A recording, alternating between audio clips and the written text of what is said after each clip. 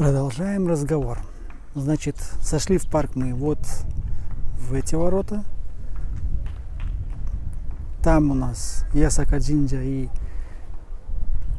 район Гион. Вот это наша вишенка. А дальше мы пойдем вот туда. Погнали. Выйдя из парка Маруяма, мы немного прошлись по улочкам района Хигасияма и поднялись к храму Кодайджи. Там, кстати, очень красивый сад, особенно осенью. Иллюминация врубается, но вход платный, учтите. Затем мы посмотрели снизу вверх на Будду, который в мемориальном комплексе Рёзен-Канон в память о погибших в Тихоокеанской войне, а потом сверху вниз посмотрели на современный Киото. Ну и в конце уже пошли к старым переулкам Нинэнзака и Санэнзака.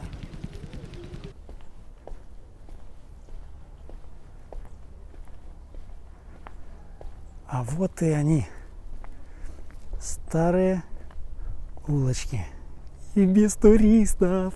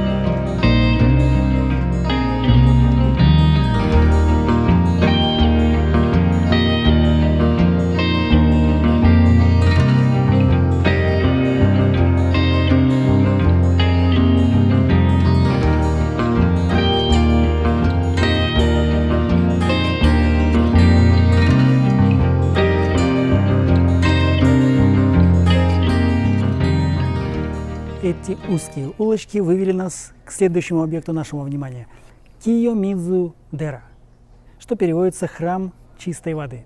Почему так называется, я вам потом расскажу и покажу. Не волнуйтесь. Храм был основан в 8 веке, а нынешние сооружения комплекса были воздвигнуты в 17 веке. Это самый посещаемый храм в Киото. Вход на территорию комплекса платный. Но даже если вы вдруг забыли кошелек в отеле, все равно советую прийти сюда. Тут хватает интересных мест перед входом. Ну, например, если верить Google Map, то это место называется 1000 каменных Будд. Я начал считать, но на 4-м уже сбился. Также здесь прекрасный вид на город. Храм входит в список наследия ЮНЕСКО. Кийомидзу-дера – это храм буддийский, но это не мешает возле него находиться синтоистскому святилищу, что в принципе обычное дело для Японии.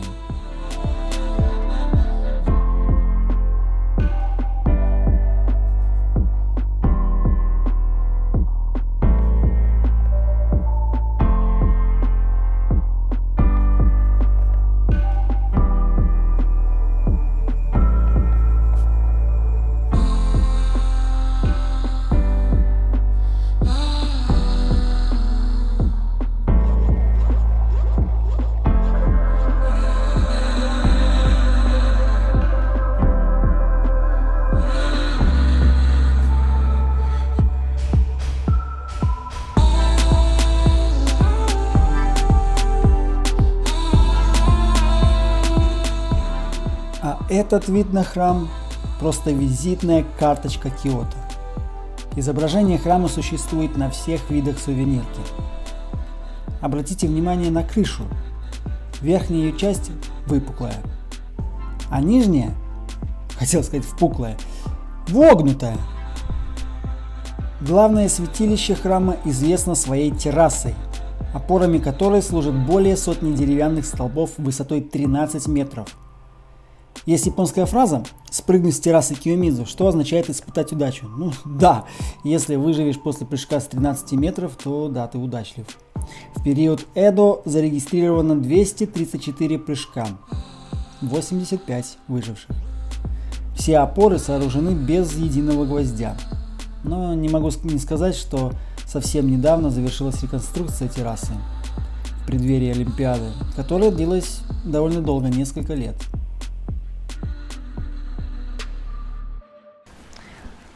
А вот там находится святой источник, с которого все по легенде и началось. Одному монаху в 8 веке приснился сон. Точнее, во сне явилась богиня и сказала: «Вставай давай, ищи источник, водопад, и строй храм, и будет тебе здоровье». Ну вот он вроде как нашел, вроде как построил. Да, пить, кстати, можно из 2 источников, из 3 нет. Ну вроде как жадным людям счастья не будет.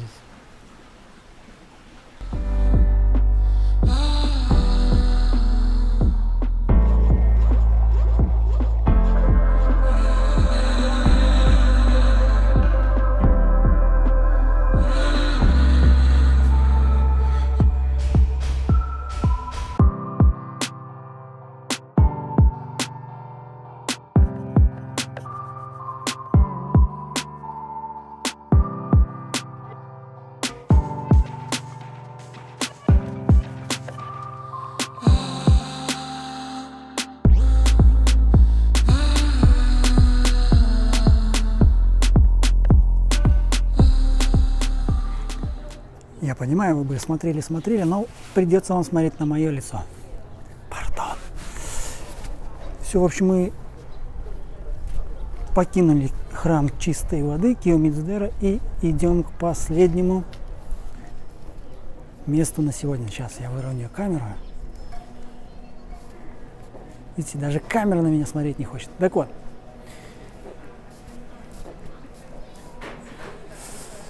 Идем в район Гион. Сейчас, пока вы на меня не смотрите, я одену маску. А то на меня как раз таки японцы смотрят недоброжелательно. Может, еще потому, что я чихал 15 раз. Не знаю. Кстати, никогда не пользуйтесь вот такими вот автоматами по обмену валют в Киото, ну и вообще в Японии. Потому что это очень невыгодно. Они просто берут сумасшедшую сумму. У них какой-то свой курс, вообще не привязанный к банку и так далее. Так, здесь мы поворачиваем направо. Смотрите, не спугните. Все, можно говорить. Если честно, в других городах как-то я не видел, чтобы люди ходили в кимоно. Кстати, по-японски правильно не кимоно, а кимоно. Так же, как я не аниме, а аниме. Ну, неважно. Смысл в том, что в Киото это, кстати, нормально ходить в кимоно. То есть, ну да, это бывает, конечно, и ради фоточки, все дела, но, в принципе, это все-таки, наверное, почитание традиции. Все-таки на чайной церемонии ходят и просто закат встретить. И так походить, но это круто. Вот, кстати, вот оттуда мы пришли. Помните, там большой Будда был, Кудайзи. А еще дальше там парк Маруяма. Вот мы оттуда пришли и повернули налево. Пришлось чуть-чуть вернуться. Сейчас мы не поворачиваем, а идем прямо. От храма Кийомидзу-дера до района Гион идти недолго, не больше 15 минут пешком. О, светофор.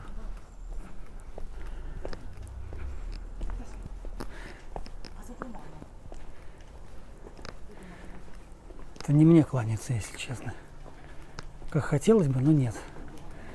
Это мы выходим из территории храма, поэтому люди кланятся.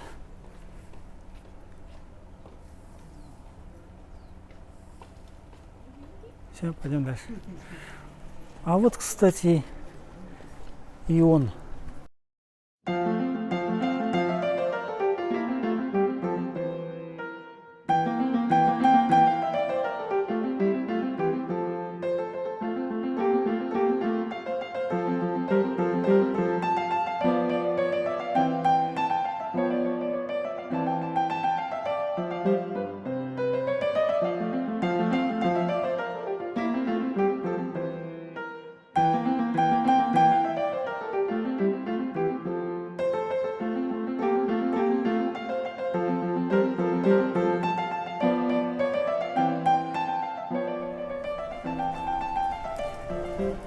Это улица в районе Гион.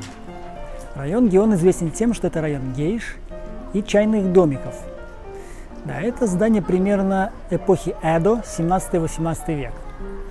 Если весь Киото, в принципе, как большая машина времени, то на этой улице это особенно ощущается. Вот если бы еще машины не ездили, было бы во.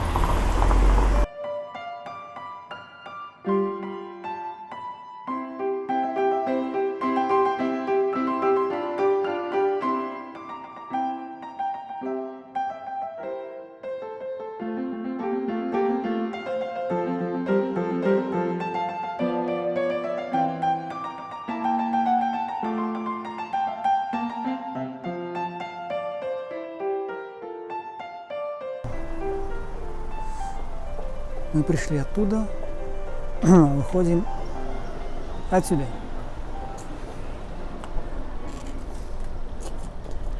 В принципе, неплохо было бы повернуть налево, мы сейчас в самом центре города, но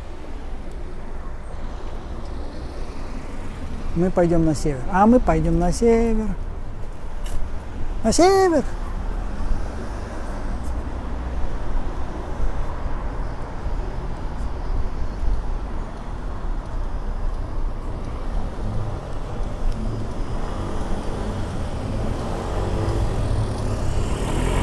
Пару минут вот по такому некрасивому современному кварталу, и мы очутимся снова в 17 веке.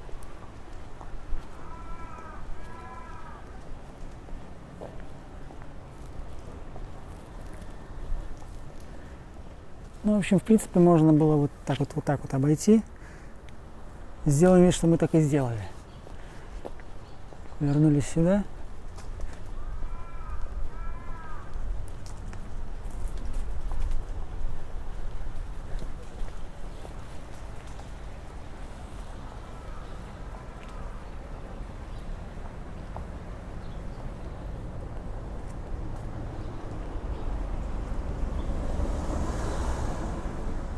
Красота-то какая! Лепота. Покинув улицу Гейш, мы сделали вот такой вот небольшой крюк и вернулись к проспекту. Затем пошли к мосту, пройдя мимо театра Кабуки, который тоже был недавно реконструирован. Вы меня спросите, а так где старый город? Мы же по старому городу гуляем. Ну вот. Это, в принципе, наша последняя точка. Сейчас мы там тоже присядем, возле тех ресторанчиков. На сами рестораны у нас денег, естественно, нету. Но мы сейчас завернем в залу и пройдем с обратной стороны тех баров и ресторанов. Сейчас, секундочку. Эту улицу, в принципе, можно даже мимо пройти и не заметить. Но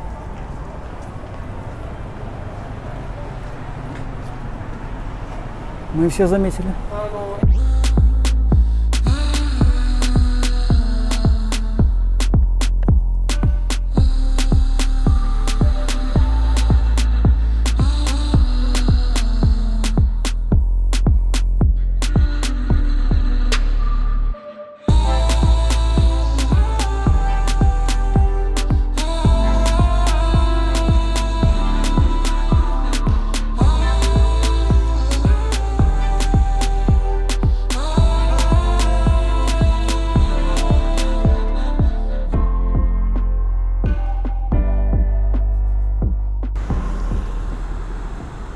вот мы и закончили нашу прогулку.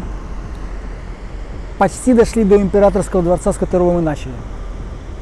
Да, потратили весь день, ноги болят, зато впечатления-то какие, а? Хоть узнали что-то новое, если не кинули смотреть на первой минуте. То я вас знаю.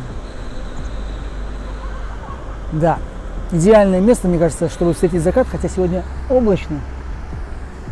Но, надеюсь, будет красиво. В общем, Киото — это то место, куда обязательно нужно приехать. Ну, если вы уже в Японии, там Токио, тра-ля-ля, но и Киото прям must see. Все, давайте, я вас жду. Ну а пока.